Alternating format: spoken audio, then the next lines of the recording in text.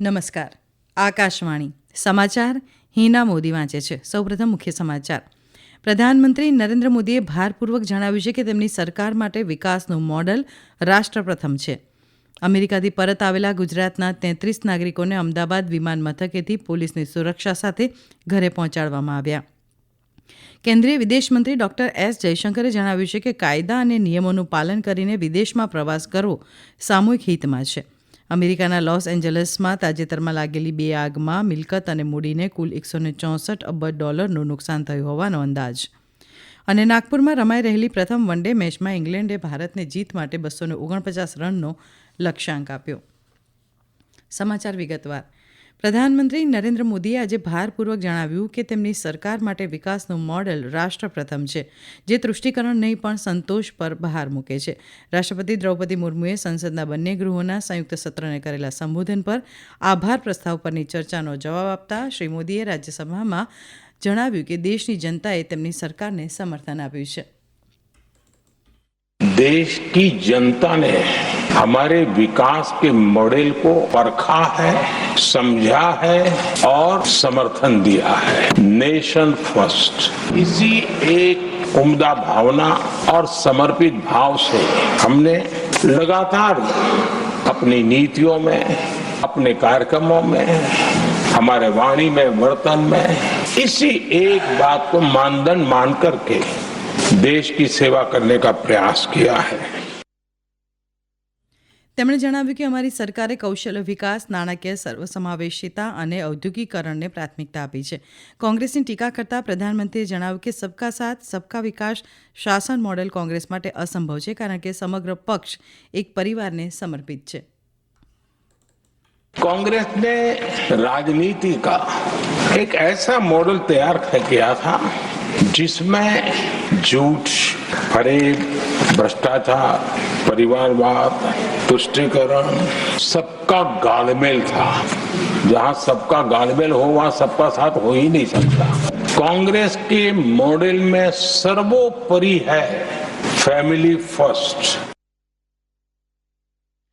પ્રધાનમંત્રીએ ભારપૂર્વક જણાવ્યું કે તેમની સરકારે અનુસૂચિત જાતિ અને અનુસૂચિત જનજાતિના હિતોનું રક્ષણ કરવા તેમની તરફેણમાં કાયદા મજબૂત કર્યા છે. શ્રી મોદીએ દિવ્યાંગોના કલ્યાણ માટે સરકારે કરેલા પ્રયત્નોનો પણ ઉલ્લેખ કર્યો હતો.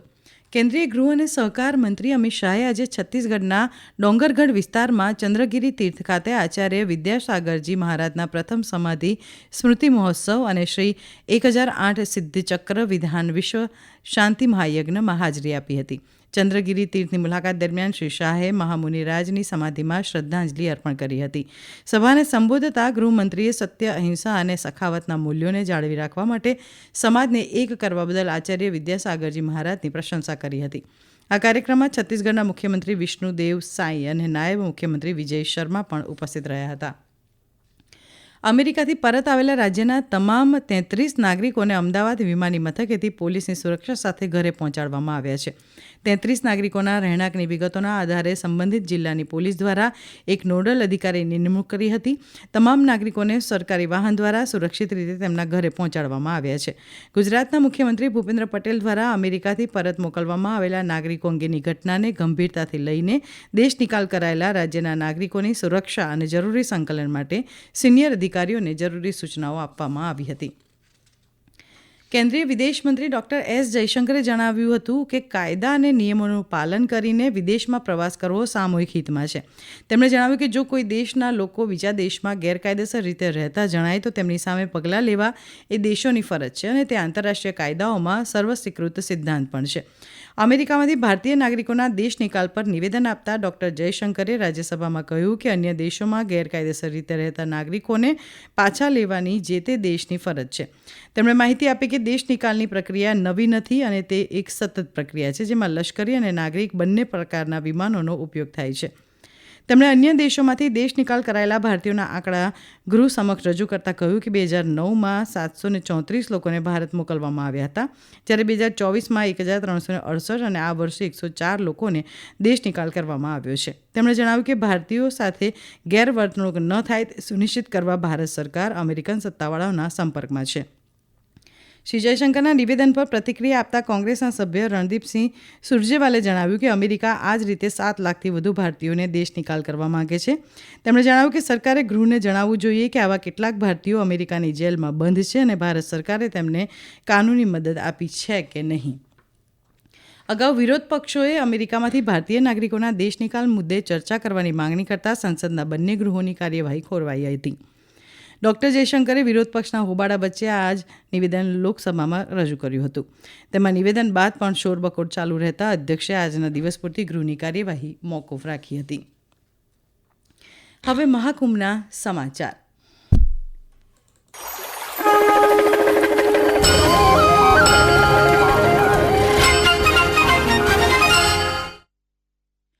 પ્રયાગરાજના મહાકુંભમાં જનજાતિ સાંસ્કૃતિક સમાગમ 2025ના ભાગરૂપે આદિવાસી યુવા કુંભનું આયોજન કરવામાં આવ્યું. અમારા પ્રતિનિધિ જણાવે છે કે યુવા કુંભમાં દેશભરમાંથી આદિવાસી સમુદાયના 8,000થી વધુ લોકો ભાગ લઈ રહ્યા છે. પ્રસ્તુત છે આ અંગેનો એક અહેવાલ. बिरसा मुंडा की 150वीं जयंती के उपलक्ष्य में वर्ष 2025 को जनजातीय गौरव वर्ष घोषित किया गया है.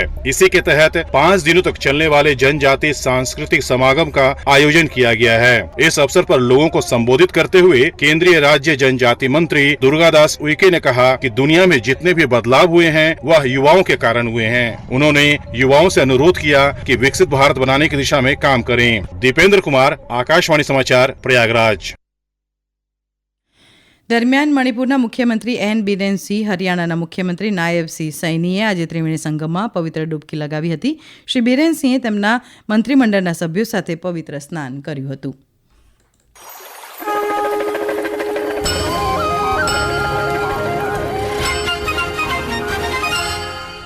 આ સમાચાર આપ આકાશવાણી પરથી સાંભળી રહ્યા છો. આ સમાચાર આપ અમારી YouTube channel AIR news Gujarat પર પણ સાંભળી શકશો. વધુ સમાચાર માટે અમારી વેબસાઇટ newsonair.gov.in/gujarati અને અમારા એક્સ હેન્ડલ AIR_news_ABAD ને ફોલો કરી શકશો.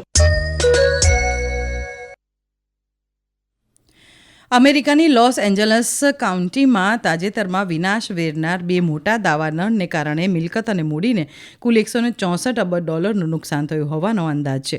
University of California Los Angeles દ્વારા તાજેતરમાં પ્રકાશિત થયેલા અહેવાલમાં સૂચવવામાં આવ્યું કે પેલિસેડ્સ અને ઈટનમાં લાગેલી આગને કારણે મિલકત અને મૂડીને $95 અબજથી $164 અબજની વચ્ચે નુકસાન થયું હોવાનો અંદાજ છે.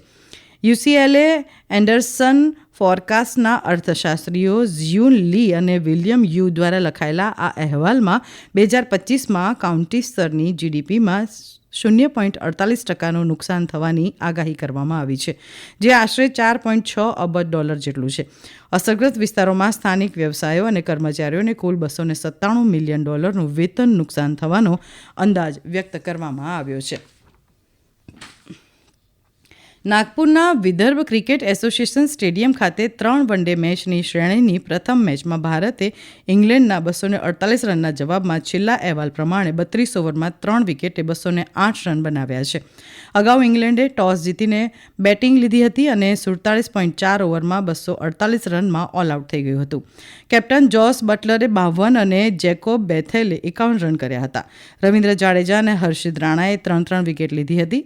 આજે યશસ્વી જયસ્વાલ અને હર્ષિત રાણાએ એક દિવસીય આંતરરાષ્ટ્રીય મેચમાં પદાર્પણ કર્યું હતું. ઘૂંટણની ઈજાને કારણે વિરાટ કોહલીને આરામ આપવામાં આવ્યો છે. શ્રેણીની બીજી મેચ રવિવારે કટકમાં અને ત્રીજી તથા અંતિમ મેચ 12મી ફેબ્રુઆરીએ અમદાવાદમાં રમાશે.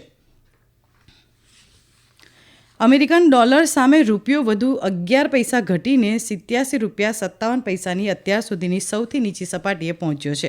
આવતીકાલે ભારતીય રિઝર્વ બેંક દ્વારા જાહેર થનારી નાણાકીય નીતિમાં વ્યાજદરમાં ઘટાડાની સંભાવનાની અસરથી રૂપિયામાં ધોવાણ થયું છે.